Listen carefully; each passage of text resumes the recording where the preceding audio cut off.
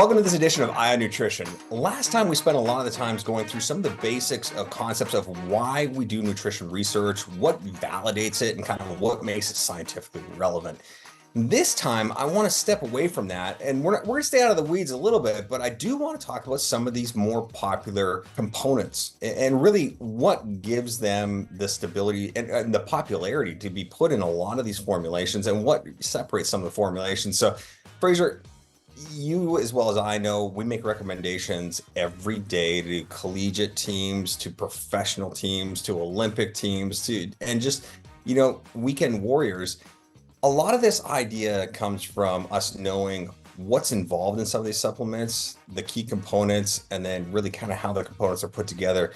Is that a major part of when you're deciding why you recommend one supplement over another? Is there deal breakers when it comes to some certain components of these nutritional supplements? Yeah, no, that's great, Derek. I think, part of this comes back to the education that all of us as doctors have to do in partnership with our researchers, right? Our clinical researchers. And we've got to look through and make sure that what we are recommending to our athletes and patients are all evidence-based, are not just claims, but truly founded on good science.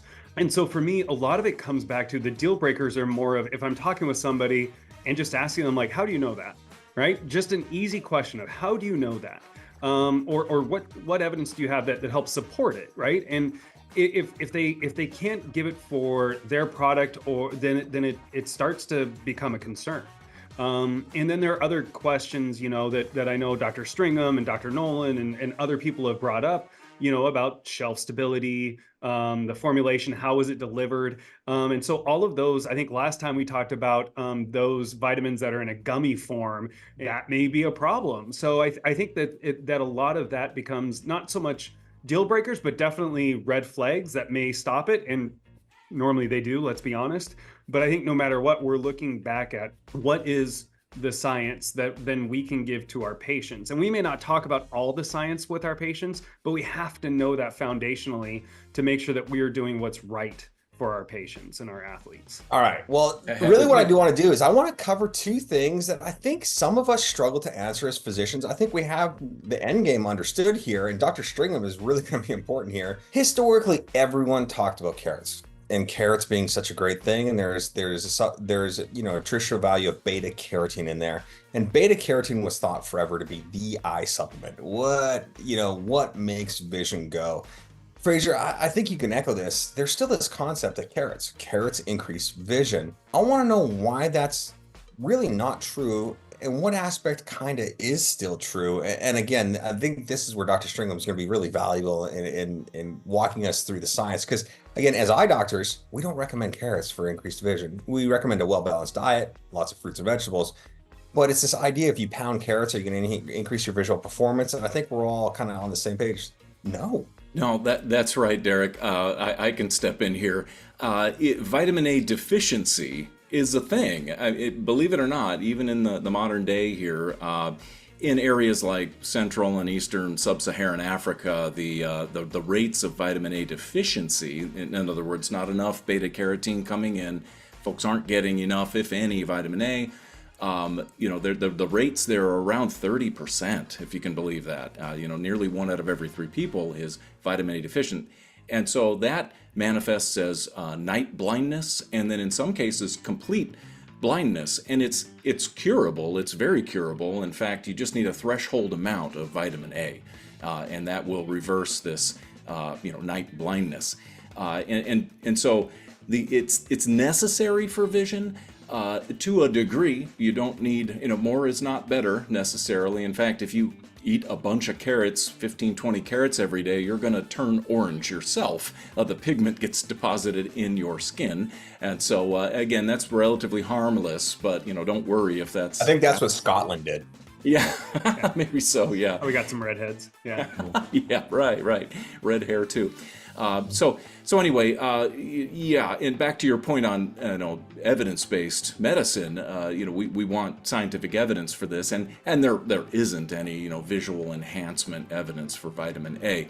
Again, you need some, and thankfully, here generally in the United States, most of the developed world, green, orange vegetables, fruit, meat, poultry, milk, eggs. You eat those things occasionally and you're going to have enough vitamin A. You brought up a great point. We touched on this last time, but I want to touch on this again.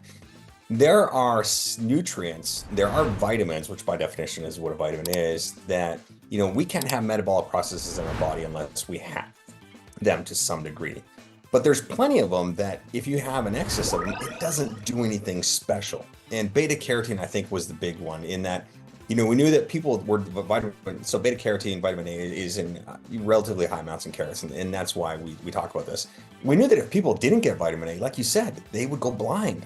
And so we just thought, gosh, carrots are important to vision. But again, there's a difference between operational bioactivity and enhancing the physiological effects of the tissue or what you can do with it. So that I think was a wonderful explanation of kind of why in medicine sometimes doctors can be very I guess ambiguous on, okay, well, you need this vitamin, but this is the one that really helps you, and that's the concept behind it. And I think this has been well established. Now, the other thing I want to touch on, and Fraser, and this as well, is that beta carotene in medicine, or at least in medicine circles, has been very controversial for the idea that it was done in large studies. And in large studies, when we looked at beta carotene consumption, it was sometimes linked to cancer risk, lung cancer risk, specifically in certain subpopulations. And so you'll see that beta carotene is actually kind of taken out of a lot of general formulations, or at least used at a very low level. And so, we saw this in something called ARIDS, and this is something that I'm sure, Fraser, you had to have explanations with your patients about as well. Oh yeah, 100%. And it's one of those where especially they were concerned about those who are smokers or former smokers and that impact when it comes to lung cancer. So that's why having that discussion about, what do you like to do for fun, but also, what habits do we have that affect our body as well? And because as much as our body can manage excess beta carotene, if we have certain lifestyle choices, that may actually now interact with it. And so that can be negative for us.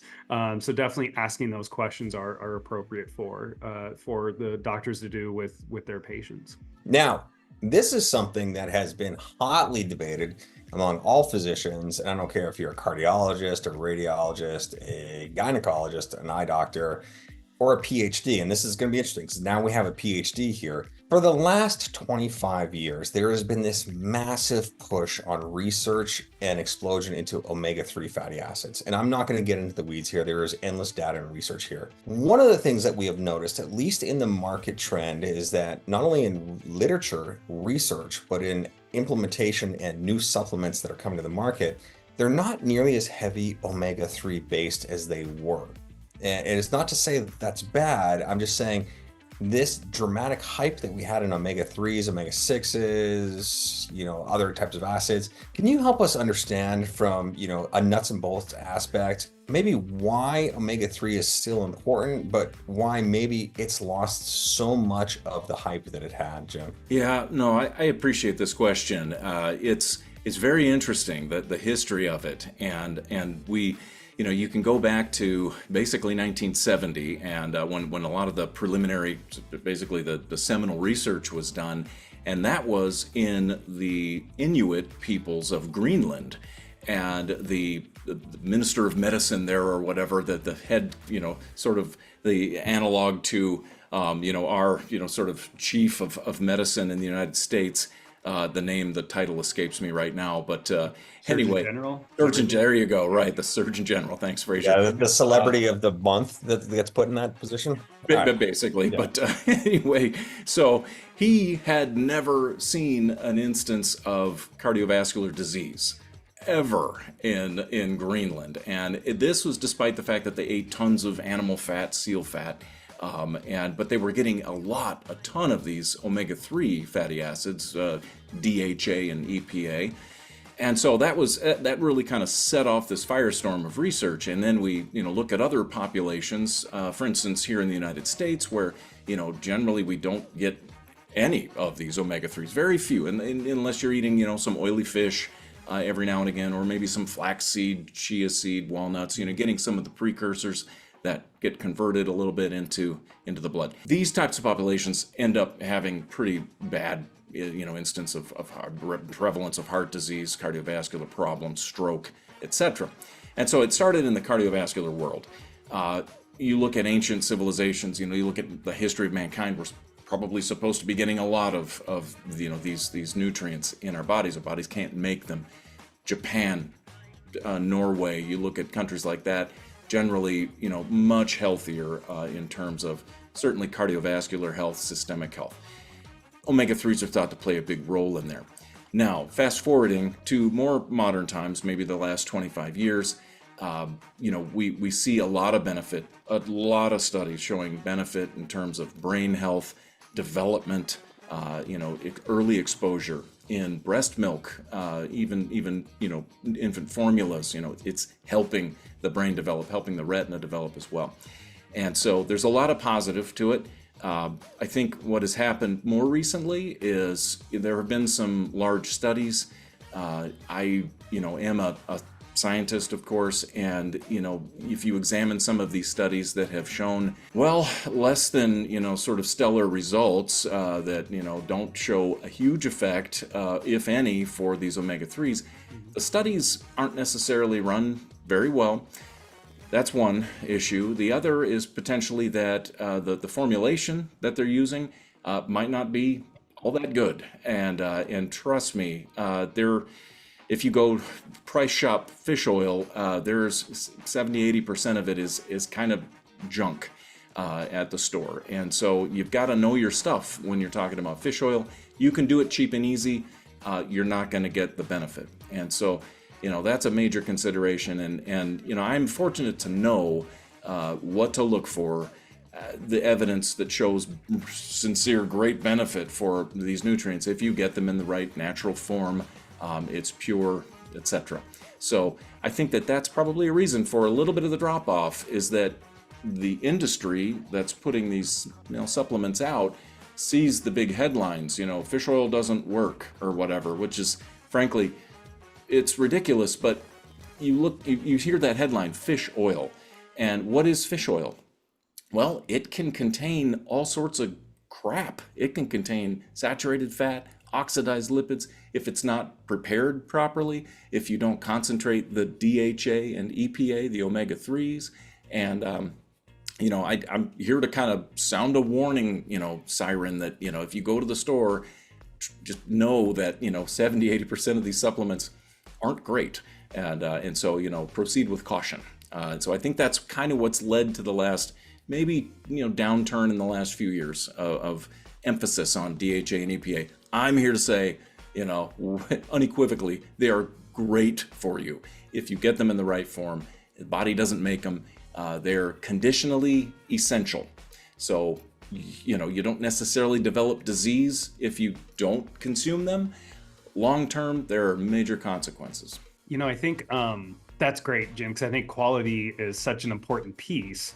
So something that maybe some of our athletes don't know, when we think about medicines, it's really regulated, right? As far as the quality, the concentration of the medication that's in there.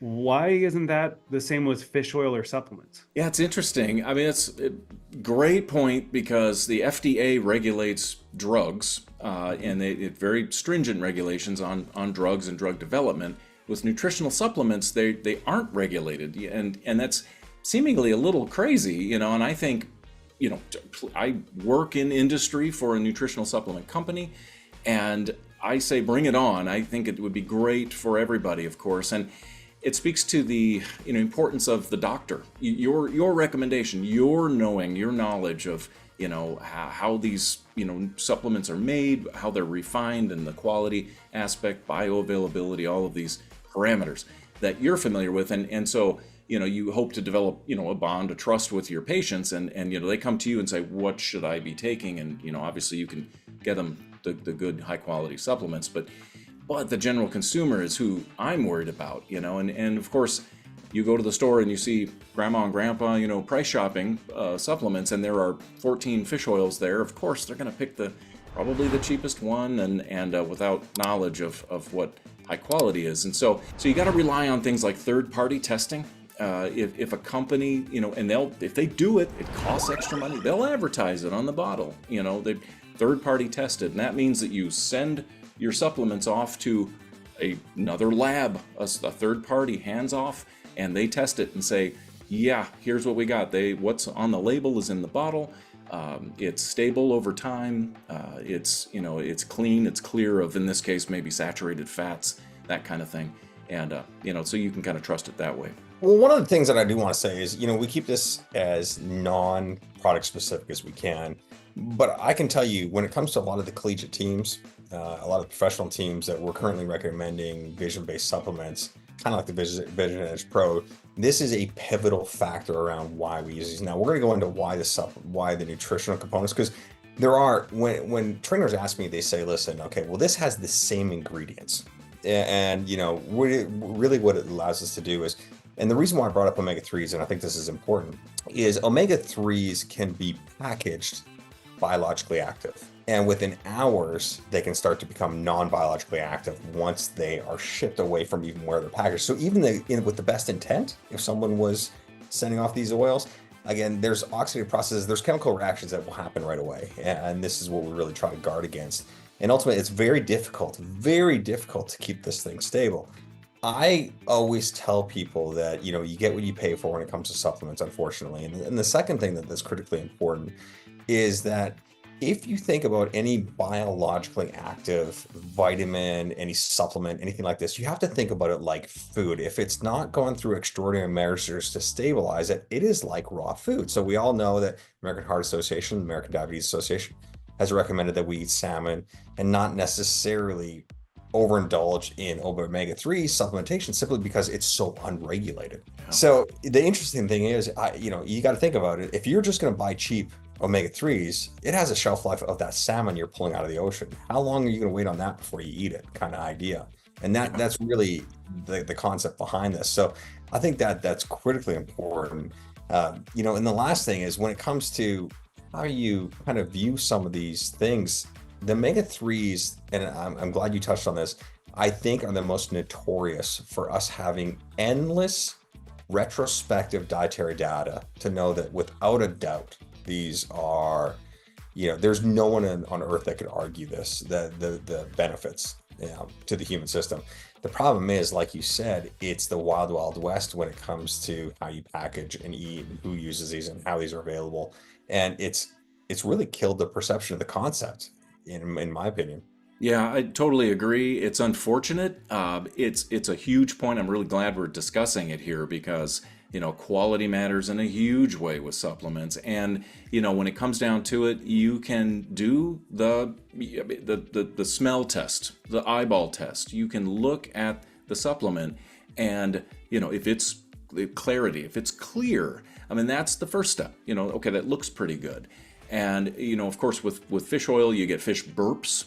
This is what you alluded to, the rancidity. This stuff starts to oxidize if it's not in an oxygen-tight environment. And we produce our fish oil in a facility, a world-class facility in Norway, and they take all the steps to refine it, in an airtight, light-tight environment. But not every fish oil is processed that way. And so you get, the fish burps. You could, poke a hole in one of your fish oil capsules, and just smell. And immediately you might tell that, if it smells kind of like fish or even rotting fish, obviously that's not something you want to put in your body. Some reports have come out. A big report came out recently that showed that folks, a huge population taking, over-the-counter, just store-bought fish oil, did worse taking fish oil than folks that didn't. And, that's not the kind of information. All information is good information, but you need to know where it's coming from. And so we can point directly back, to, the quality of the fish oil supplements. You get folks who are on prescription fish oil, like the good, really good, and it's actually regulated stuff. They're having massive benefit in the opposite direction. So, that I think really addresses the whole issue here. And yeah, it's fun. You can do all sorts of little tests at home. You can put your fish oil pills in the refrigerator for a few hours, and after a while, you look at them. If you see little white flecks floating around in there, that's saturated fat. And so you don't want to be putting that in your body. You take poke some holes in fish oil and squirt it into a styrofoam cup, and you'll burn right through the cup with most fish oils will do that. In the matter of 2 or 3 minutes, you'll start to see lesions, form and holes and, on the styrofoam cup. These are little experiments that I do at home occasionally. It's silly, but yeah, it tells you a lot, and you can, be a scientist yourself, I guess, testing things like that.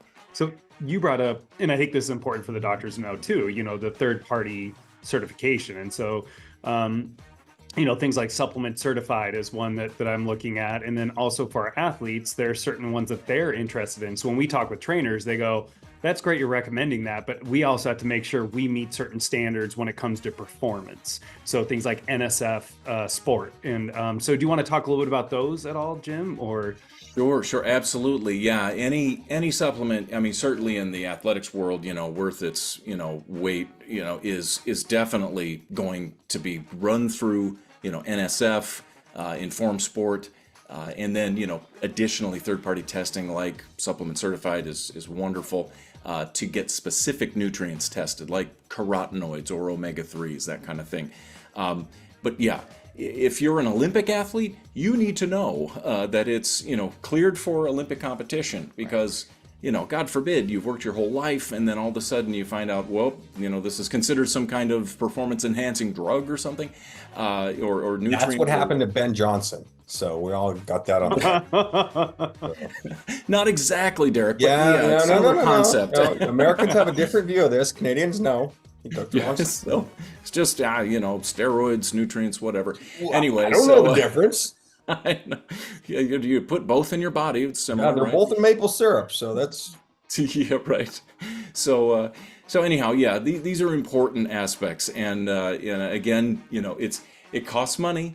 As a company in industry, you've got to spend the money, but the quality that it ensures, and these nutrients or supplements are registered in the database of these companies. So athletes, doctors can go to the website, type in the name of the supplement, and find out indeed if it has been evaluated. We get reports back every batch that we produce. We have to send out a sample of that.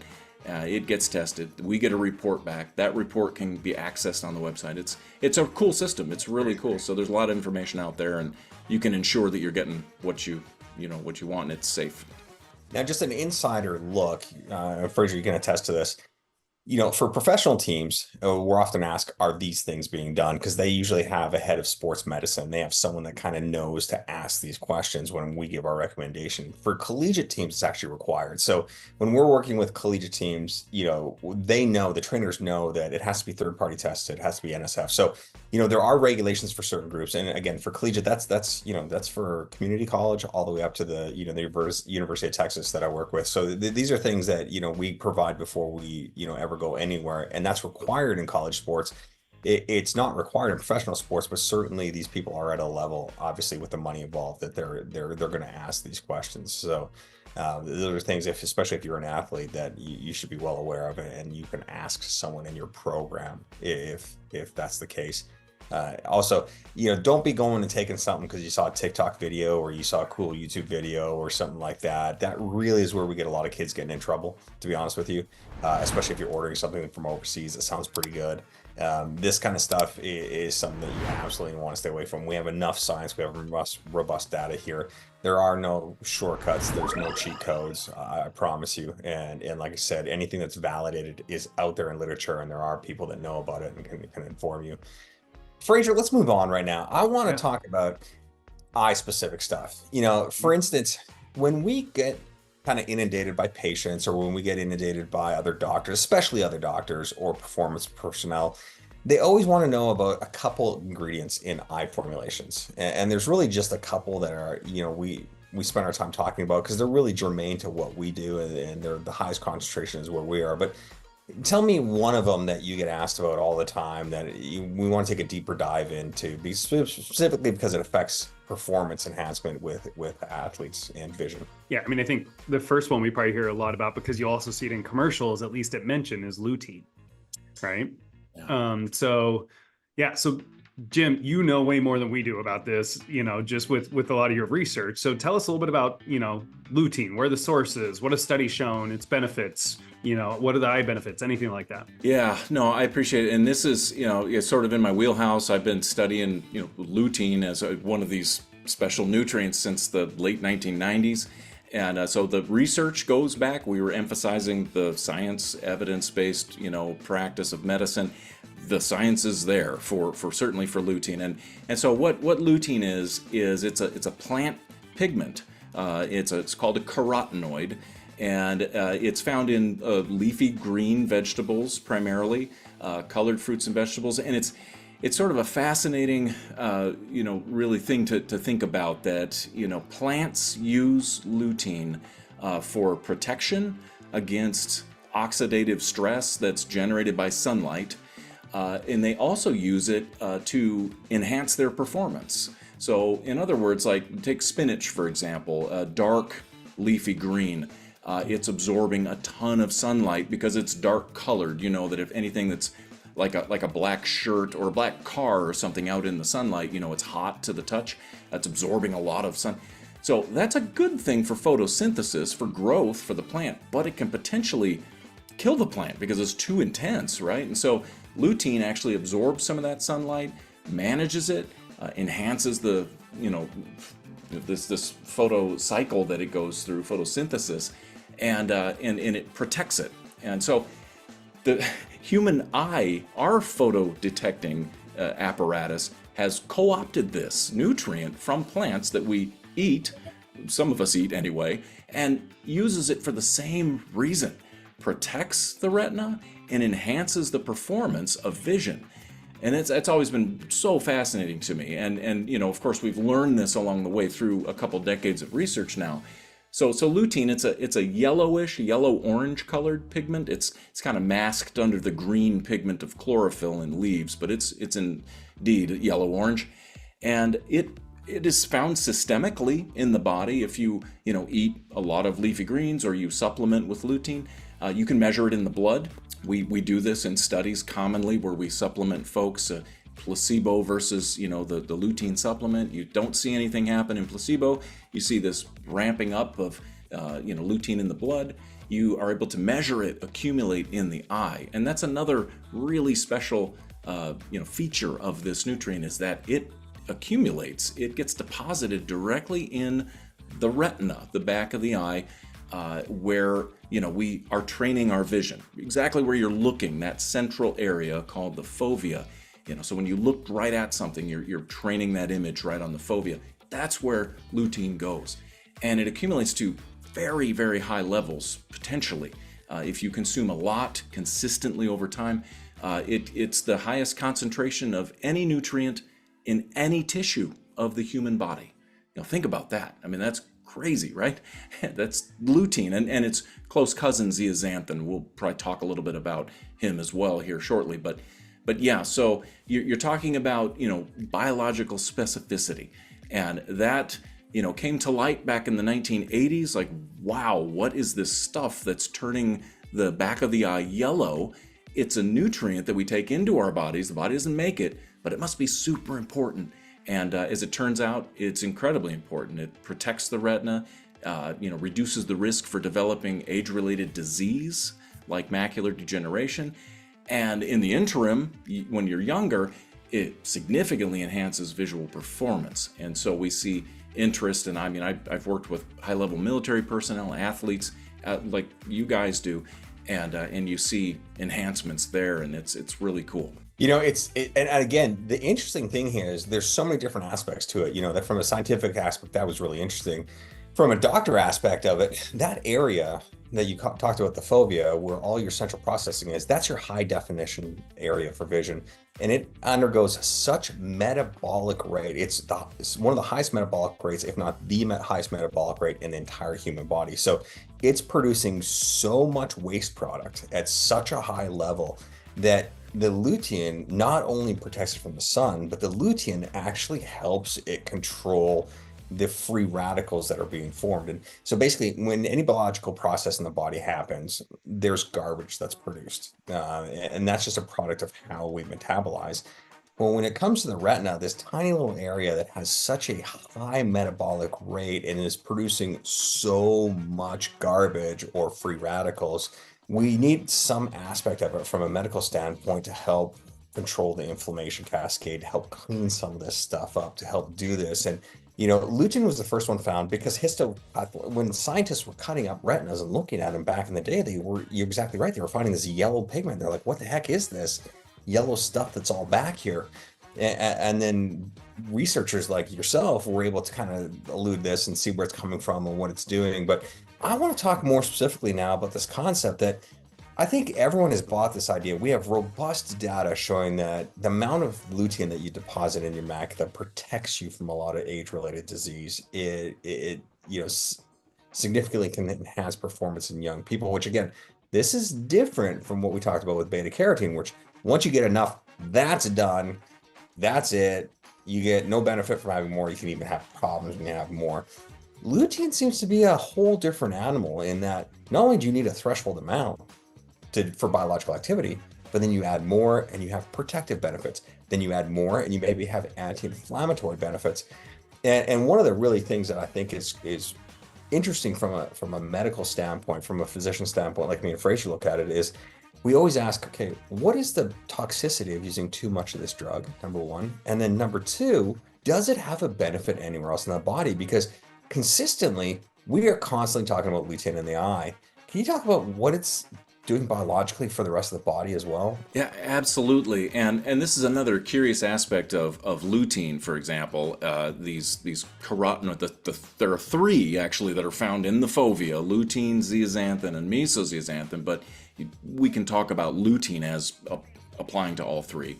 Sure. The FDA has granted lutein GRAS status, which means generally regarded as safe. And so when you get that, that means you can, take it, to a certain level, it's completely safe.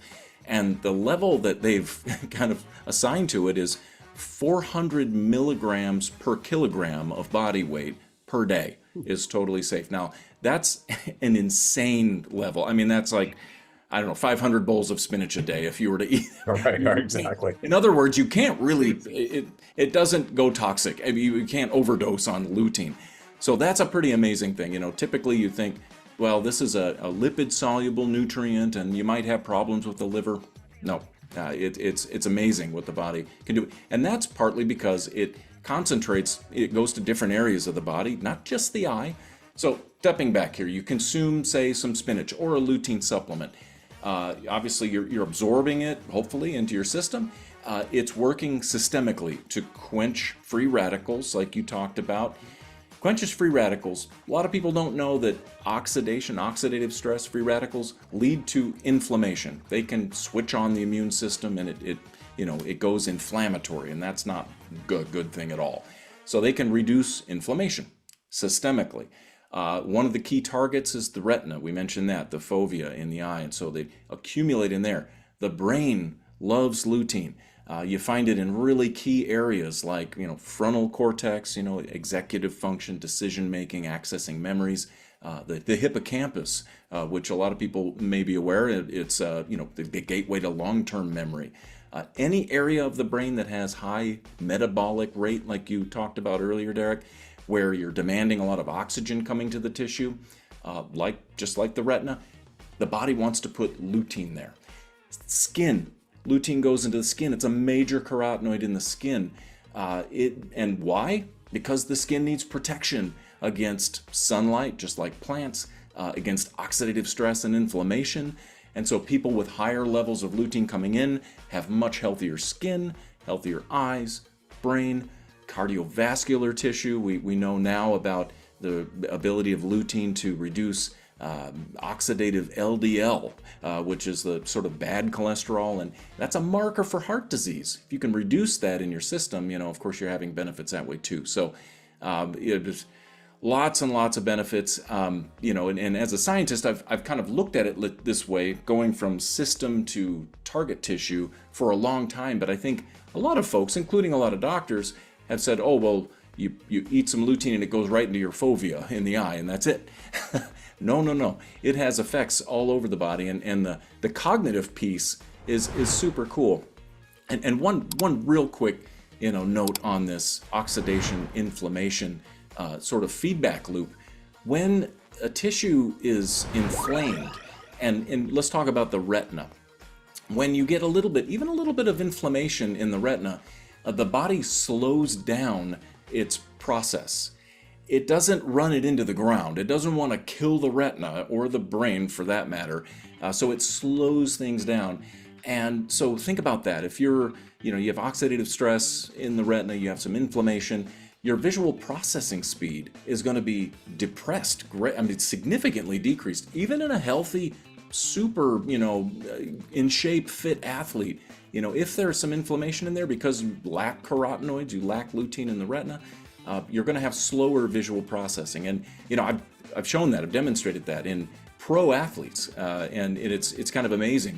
You look at one guy with a really high level of lutein in the retina, and it's super fast, and another guy, pro athlete, very low levels, very slow performance. So it's kind of interesting to think about the mechanisms there and how it all works. So it's been a kind of a fascinating journey looking at how it's not just protecting against age-related disease, which these nutrients do. It's enhancing performance along the way as well. Fraser, I'm going to jump in here. Now, from a medical standpoint, I'm going to tell you, these are well-published, stringent articles that have been peer-reviewed and published on the benefits of lutein, and they've been shown to be benefit. And again, I'm going to go through all these, and I'm going to talk to one that you have a special interest to. Neurodegenerative disorders, eye disease, diabetic retinopathy, osteoporosis, cardiovascular disease, skin disease, liver injury, obesity, and colon disease all have substantial studies on the benefits of lutein. But the one thing that I want to go back to, because I know you deal with a lot of this, is post-concussive patients. People who have traumatic brain injury, concussions, athletes with concussions. We spend a lot of time talking about things that we do as eye doctors to help them through this. What part is lutein playing in basically your counseling of a lot of these traumatic brain injury or these post-concussive patients? I'm really glad you asked about this. It's a key component, I think, of the future of the research and what we want to learn about, lutein. I mentioned earlier that the brain loves lutein.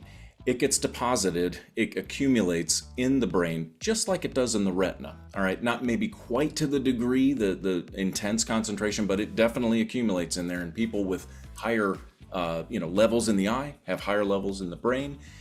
So you've got effectively, this great, incredible antioxidant, anti-inflammatory nutrient sitting there in your brain, okay, spread throughout the different areas, the different lobes, areas I mentioned earlier.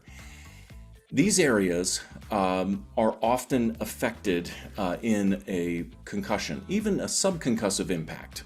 You're jostling, the head. This may happen if you're heading a ball in soccer, maybe just getting tackled in football. You kind of jostle your head going down. So the number of subconcussive impacts can, add up to effectively, getting a real strong hit at actual diagnosed concussion. Anyway. What happens after you jostle the brain around? You get a concussion, a traumatic brain injury. Well, there's an inflammatory cascade that happens. Depending on the severity of the wound, you may actually, break the blood-brain barrier apart a little bit, and that lets things in to the brain that aren't supposed to be there. And then the immune system takes over. Inflammations is a big part of the immune system. You've got other aspects of the immune system that can, lead to intense edema, swelling, problems. All of them primarily are associated with this inflammatory cascade. The body panics, as it probably should in this case, and that involves the immune system ramping up inflammation in an area that you don't really want it if you can avoid it, because swelling in the brain leads to all of this, the sequelae associated with, concussion, light sensitivity, headaches, all sorts of problems. And so back to lutein, if you got the lutein in there in place, and this has been demonstrated in animal models conclusively, you have lutein there, you're breaking that inflammatory chain, you're reducing the severity of the concussion, and you're, increasing the rate of healing, recovery. So instead of potentially being out for, a month or two, you're looking at closer to, according to the animal model, it's more like a week or two. So that speeds recovery, and that's promising. Now, we have a study going right now with a concussion lab at Penn State University, and so this is in humans. We're not inducing concussions in them. That would not be ethical. But they're rugby players, and so they're just by natural course of playing rugby, you're going to have some impacts, and so it's a placebo-controlled trial. And we'll stay tuned. We'll have some data here in the spring, and it'd be great to come back and talk about that. But that's the idea, and I think this it's super valuable, certainly for athletes, but concussions.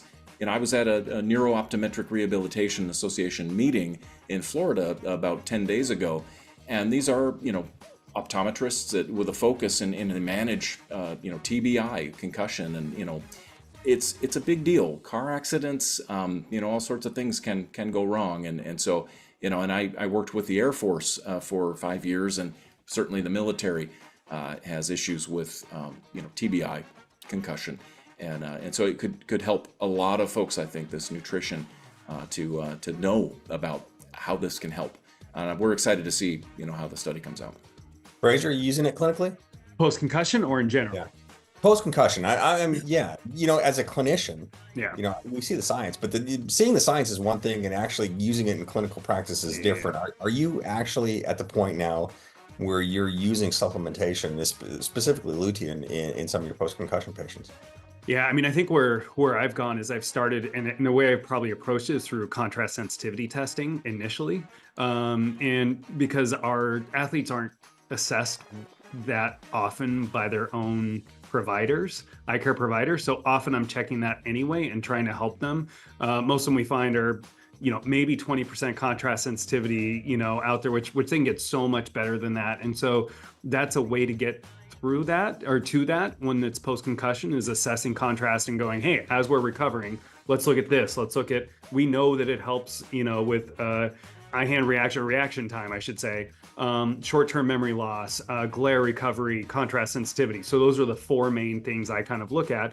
And especially post-concussion, when we bring up some short-term memory, hey, sometimes that's something that they're kind of interested in because they feel like they're in a foggy place. And I want to make sure that they're continuing, because there's also times I find with our student athletes, it breaks up their regimen of their nutrition and exercise routine. And so it's easy to fall out of, if they're being really regimented in their nutrition, they may adjust. So, I'll be honest, have I done it much? No, but I think I'm starting to get into that. And it's been from not just for concussion, it's for all their performance. And so it's just trying to take any opportunity, because sometimes I only see the athlete post-concussion.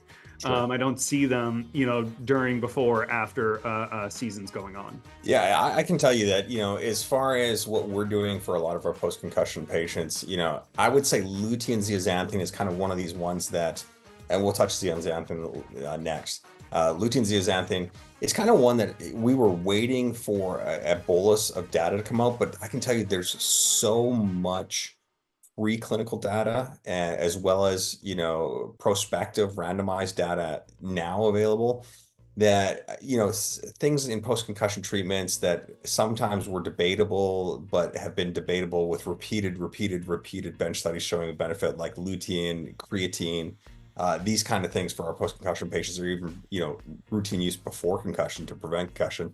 I think in my practice, they're commonplace now. I don't think that, this is fringe medicine anymore, to be honest with you. But, you have talked a couple times about zeaxanthin, and Fraser, I'm sure you can attest to this. That's another one of those things. Where does that get thrown into this whole concept of, is it the same thing as lutein when you talk to your patients? Are they hand in hand when you counsel? I don't know. Is it? So for me, what I look at, no different than when I'm treating with a steroid antibiotic combo. I may talk a little bit about, hey, we have a dual action purpose, but I think within the lutein zeaxanthin and mesozeaxanthin, we're looking at a bunch of, or at really potent and important antioxidants that are also helping with structure function, right? And really our function. So I put them, unlike maybe a steroid antibiotic, I maybe put them together as an overall, this is going to help you with, and I look at more of the outcomes. I do have the discussion of, they're natural, right? I mean, that's one of the biggest pieces, because people are often concerned about, are they putting in something synthetic or something that's going to be a problem? I hate that argument, because crude oil is natural, and if you drink it, it's not too healthy for you. So, it's well, fair. I mean, yeah, I get it. Sure. but I think, is it a synthetic versus a naturally occurring thing, which that comes back to a little bit of the bioavailability of it too. And so sometimes it just depends on how much time we have. Derek, there's times when we don't have a ton of time to describe everything, but we can describe enough to where this is a little bit of the action. So they're informed, so they can consent to what the treatment is. And I'm looking at the outcomes, and I'm also bringing up on the bottle, these are the things that we're looking for. NSF Sports Safe, supplement certified. These are all independently verified to show that the quality that you're getting is important. Because, all right, Jim, yeah. Let's do this. Because lutein and zeaxanthin are always said together. People always say them together, and it kind of frustrates you a little bit, because there is a key difference between them. Yes, they're antioxidants, but can you give me just the short elevator pitch? What's zeaxanthin? Where does it come from, and why is it different than lutein? So I want you guys to consider these three as being together. And that's because that's what they do. Lutein, zeaxanthin, and mesozeaxanthin, they are like little molecular shifts apart. They're effectively the same. They're very, very similar. So, there are differences if you want to get deep in the weeds, certainly structurally and functionally to a degree. But zeaxanthin, food sources are somewhat similar, a little bit less available from leafy greens. You start looking at orange peppers, orange bell peppers, you'll find a little bit more, but generally speaking, colored fruits and vegetables in the orange and yellow range. Corn would have a little more zeaxanthin. Good thing about corn, there you go. Yeah, the one good thing. Unfortunately, corn tends to pass through quite a bit, so absorbing a lot from corn is tricky. But chew it well. That's all my recommendation. Anyway, so when you talk about the eye, this is pretty interesting, and so you're looking back at the progression of research here, where lutein was certainly known as a pigment way back into the middle 1900s. And, but we didn't actually identify, we speculated that it was a plant pigment in the retina. This, when people saw the yellow spot in the retina, it wasn't until 1987 that we found out that it's lutein and zeaxanthin. And so these two formed this pigment called the macular pigment. And so if you take all three of these things together, it's the macular pigment. That's the term for it. And so that might make it a little simpler talking to somebody. Well, this forms this macular pigment, and you don't have to explain exactly what that means, but it's a little easier to conceptualize as one thing in this bucket. And so when you get down to it and you really analyze it carefully, mesozeaxanthin, 1993. So 87 was lutein and zeaxanthin, 1993 characterized meso. What is going on here? So it turns out that there's a 1:1:1 ratio. They're equally represented in the retina. So that's pretty wild, right? Where does this mesozeaxanthin come from? What the heck is that? It's very, very similar to lutein, actually. It's just one little shift of a double bond in the molecule makes it mesozeaxanthin. It turns out that mesozeaxanthin is converted from lutein in the retina. About half of lutein is converted into mesozeaxanthin. So it's pretty wild. So you've got, one part lutein, one part, mesozeaxanthin, and then this one part of zeaxanthin. Mesozeaxanthin concentrated right in the center. Zeaxanthin slightly down the slopes of this density slope, the density mountain, and then you've got lutein in the flanks. All right, working from the very center of your retina out. So there's an orchestration of how this goes, and it turns out that right in the center, mesozeaxanthin has the highest antioxidant capacity. It can quench free radicals the best. They're all great. Zeaxanthin second, lutein third. That's the story of how that works. Now, more interesting stuff came along about 7-8 years ago, indicated that not everybody converts lutein into mesozeaxanthin very well, and some people don't do it at all. And so what happens then? Well, then you've got this dip in the center of your macular pigment distribution, right in the center where you need it. That is predictive of developing things like macular degeneration. It's associated with decreased visual performance, all sorts of things. If you feed somebody mesozeaxanthin, that dip turns around, it turns back into a peak, and all of these issues, well, the performance part we can speak to, that improves greatly. So it's an interesting story. We now know, sort of the orchestration of the nutrients in the retina, and that's, hopefully that made sense.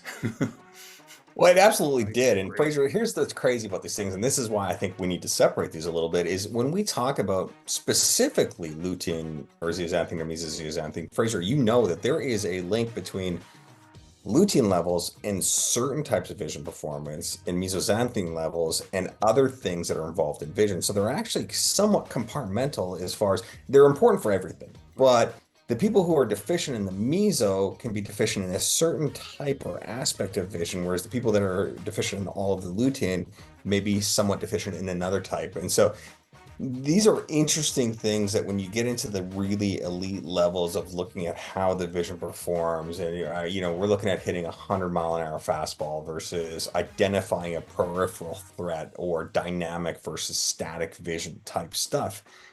This kind of stuff matters, and it's something that is kind of so beyond the scope of, I would say, what I would call clinical medicine, that it all comes down to us trying to distill ways of educating or helping people kind of understand this.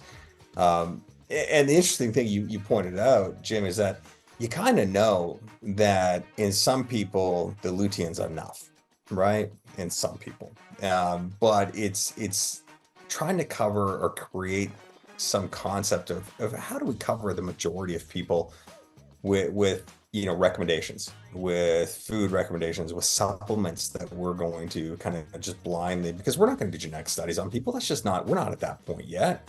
And so, Fraser, does it play into your thinking at all with the new idea of knowing that the density of some of this stuff in the macula can actually directly relate to vision performance? The density of some of this stuff in the retina will directly relate to someone's chance of developing degenerative eye disease.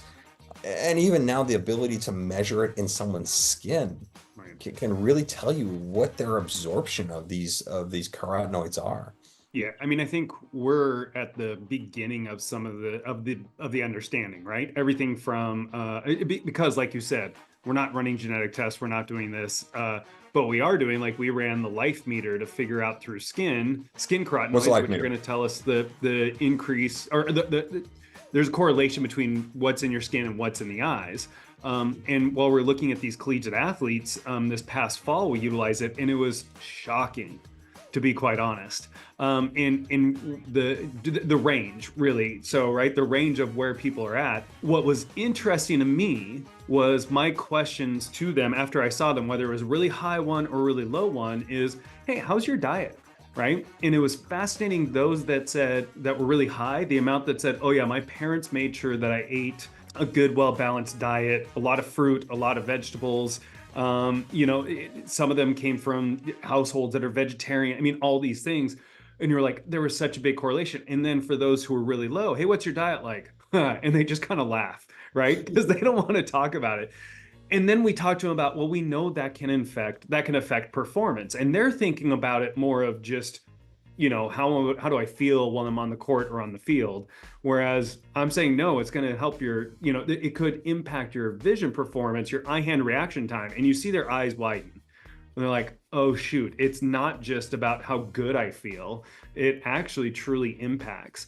And so then that becomes the discussion of, the next step of, well, in all honesty, it's just like glaucoma specialists often talk about those patients who miss doses. And unless they really change their lifestyle, they're going to continue to miss doses. Therefore, that's why SLT and other things are such a great first line therapy for those, because then we don't have to rely on the drops as much. Those individuals that don't change their dietary lifestyle, they need that supplement even more, right? And even those who have good carotenoid levels, they still need it. It's not going to hurt for them to take it to that point, it's not going to, the toxicity piece. So to me, I think the beauty for me when we look at measuring the skin carotenoids is that I have a number. And when we as doctors kind of go, hey, you should take these macular pigment nutritional supplements, they go, thanks, doc, right? You're always looking out for my health. That's cute. Whereas if we get a number and go, hey, this is where we're at and I'm concerned, now it becomes like something blood pressure. that, just like pressure. Yeah. And so now we can objectively, look at it and go, objectively, we know you're here and we'd like you to be here. Let's figure out how we get there, right? And so having a number is such a piece that we have missed for such a long time. Yeah. Now, for some of you that don't know, the life meter could be behind someone here, but basically what it is it's a point of care diagnostic test that is non-invasive. So it literally will be able to scan, the carotenoids that are in your skin, and it's going to tell us basically a concept of how much you're absorbing. Because again, you can eat this stuff all day long. It doesn't mean it's getting in your bloodstream, and it doesn't mean that your body's, absorbing it. So that's one thing. And number two, I think a key idea here that I get celebration time again, a key idea I do want to get to is the concept that there are vitamins and there are supplements that are well documented that you need, or you develop deficiencies. Now, theoretically, all vitamins will develop a deficiency if you don't use it, but that's something like vitamin A. But then there's other vitamins that across the board within, especially a performance-based assessment, we know you need more of, no matter what you're getting. Now, there is no supplement, there is no substitution for a well-rounded, diverse, healthy diet. Absolutely no substitution. But if you're going to err on the side of caution and you're going to add one thing, certainly within my athletes and within my sports vision clinics, sports medicine clinics, we're really developing kind of a robust understanding of the need to supplement across the board with our athletes with lutein. And this has really become the lutein zeaxanthin, mesozeaxanthin, a product that's stable, that's reliable. It's really now become kind of basically, I would say, a standardized recommendation. It's one of the few that we have. I would say, like our strength and conditioning coaches have almost everybody on creatine for various reasons. We pretty much now, as a vision performance, specialist, this is kind of the science right now, and this is kind of the robust fallback on, do no harm, only help kind of thing when it comes to vision performance. Fraser, what do you think? I 100% agree. So, nothing more to say except I agree. I know Jim was going to say something about the life meter or something. So, well, no, it's great to hear. Obviously, it's kind of my baby. I've been, nurturing since the 90s, and here it is. It's helping people out in the real world, and and I have a real holistic view of this in terms of athletes, military personnel. Everybody wants better visual performance. If they can, you're driving down the highway, you have better reaction time, whatever. It's always going to benefit you, reduced glare, etc. But it's that performance bit that you might sneak into the athlete, while all the time, you're building this pigment up that's going to protect against age-related disease 40, 50 years down the road. And that's a great health benefit. And not just visual disease, also cognitive decline. We talked about systemic health earlier. So that's really cool. That concept, I think it's a good way to look at it. I think with regard to skin scores of these carotenoids, I think it is so great to have an objective test, gives you a number.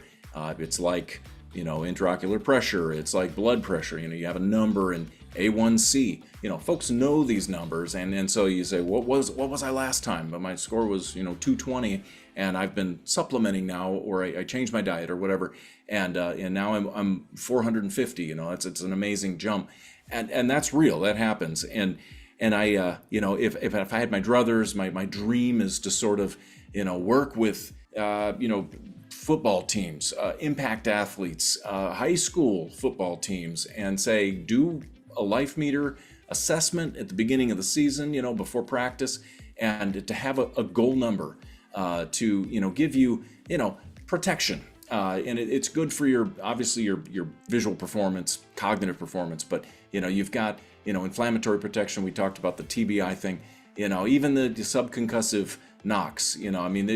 High school kids' brains are still developing, and really the brain doesn't stop developing until you're about 25 and roughly, and so you don't want to mess with that if you can avoid it, and if it happens to go through a little bit of trauma, then maybe help it heal faster and better, and along the way with even these subconcussive hits, it can repair itself. So that's that's kind of how I look at it. I think that we talk about athletes. It's not just concussions. It's intense exercise.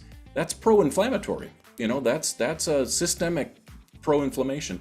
Guess what? Lutein's been demonstrated to do. It helps to build muscle faster because the recovery process, this delayed onset muscle soreness is reduced with carotenoids like this because it's anti-inflammatory. So you don't feel quite as sore and you're able to recover a little faster. And so it all makes sense. These are healthy compounds you're putting in your body. Biologically, what they do is incredibly beneficial to the tissues where they go.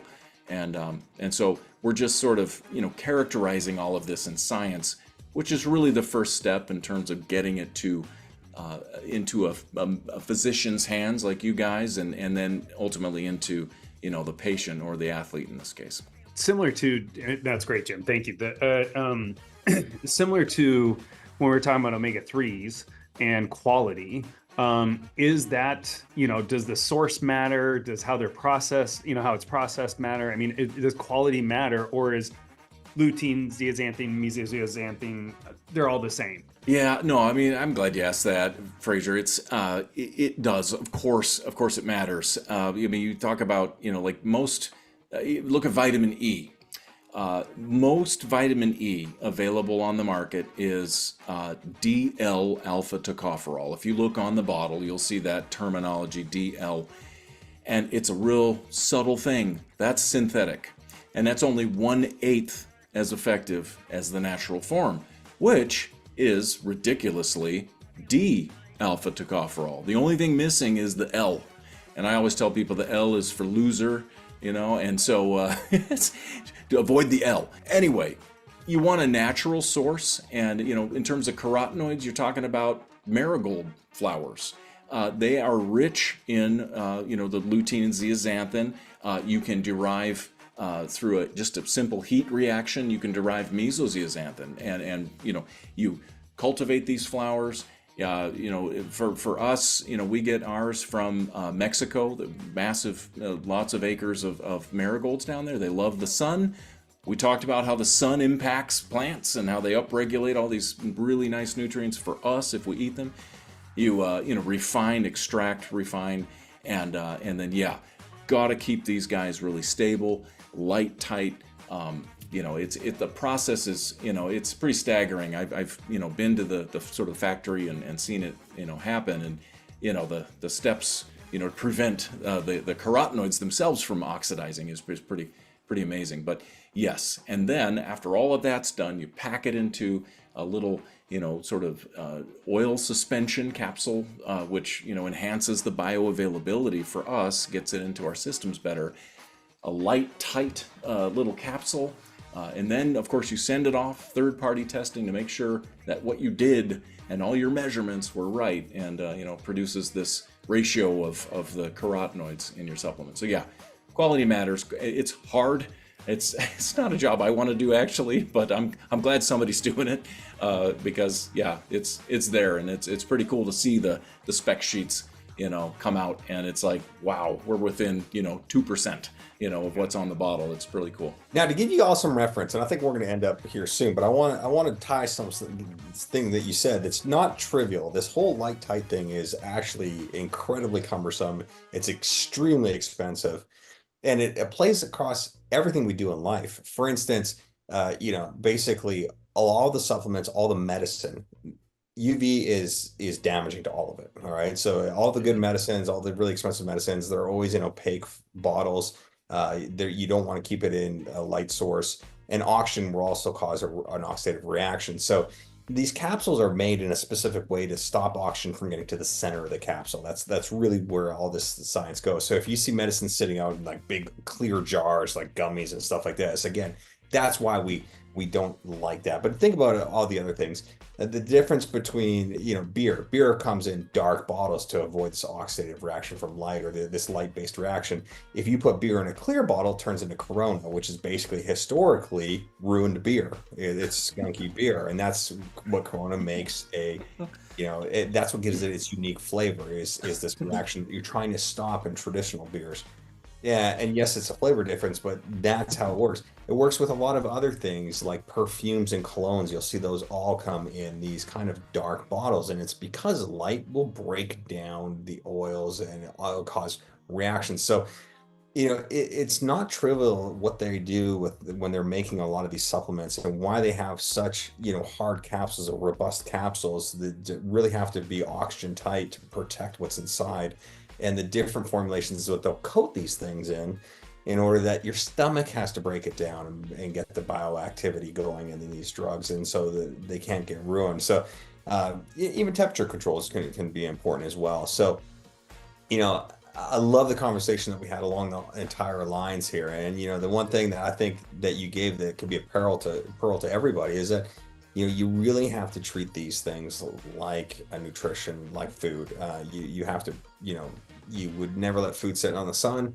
You would never let it, sit out in the heat. You would never let it, sit at a high temperature for a long period of time. And it's going to have a shelf life.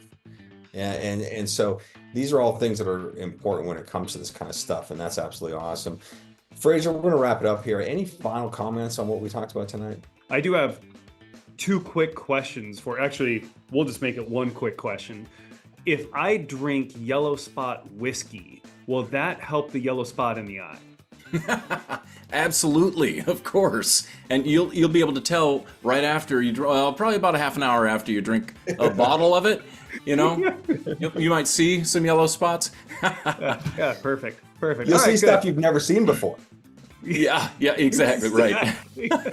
So, in truth be known, yellow spot is a whiskey. We're not saying it'll help your eyes. Yeah, right, full disclosure, we're just giving each other a hard time. But it's worth sampling and maybe a study we have to take later. So I agree. A live study would be in order. Yeah.